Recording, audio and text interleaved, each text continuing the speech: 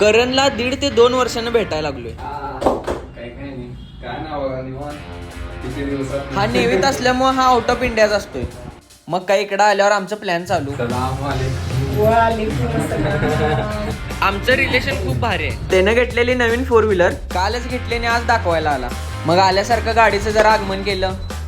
उद्या पेपर आहे, काहीच अभ्यास झालेला नाही, अभ्यास करत बसलो.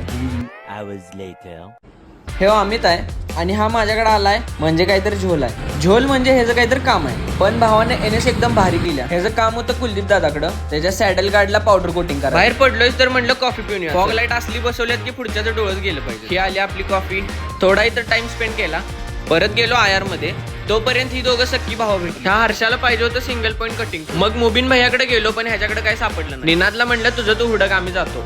उद्या पेपर आहे, काय अभ्यास झालेला नाही. मग काय रात्रभर अभ्यासच करत बसायला. रात्री 3 वाजेपर्यंत तीच करत होतो.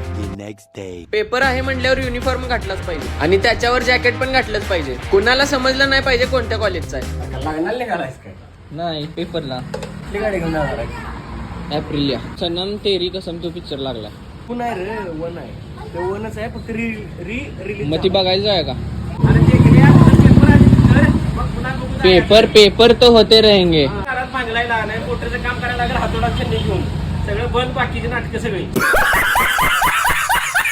चुकून जर एखादा राहिला गांडलाच मग म्हशी घेऊन देतो, रानात जायचं, सकाळी दुकानातलं काम करायचं, तिकडे सकाळी पाटील तिकडे जायचं. या पेपर मध्ये लिहून लिहून पेन बॅकअपला 2 पेन घेऊया. 10 वाजले तरी अजून कॉलेजला जातोय. नाईट चालू होती, आता डे चालला.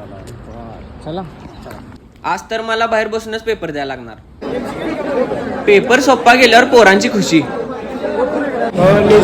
रनिंग प्रोसेस सगळं केलं. आपण जे सांगितलं ते शेवट हो. त्यानं मला एक सांगितलं नाही तर माझा पेपर सगळा झाला असता. तोपर्यंत कसं काय घेतला पेपर आहे ना आज? क्लासिफिकेशन काय होतं ते दुसऱ्यातलं पहिलं?